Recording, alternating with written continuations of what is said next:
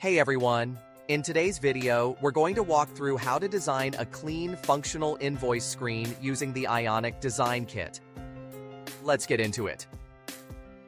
On the left, we've got code snippets from the official Ionic docs. In the center, you'll see the layout built with the Ionic Design Kit. And on the right, there's a live phone preview showing the final result. Pause the video anytime if you need to catch something. If you're building an app with Ionic, having a solid design process can save you a lot of time, especially when it comes to common screens like invoices. That's where the Ionic Design Kit comes in.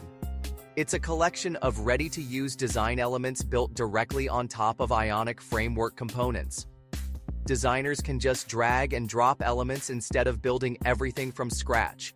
And developers get to work with components they already know, all sourced from the Ionic framework itself. So, whether you're designing or coding, it helps both sides move faster and stay in sync.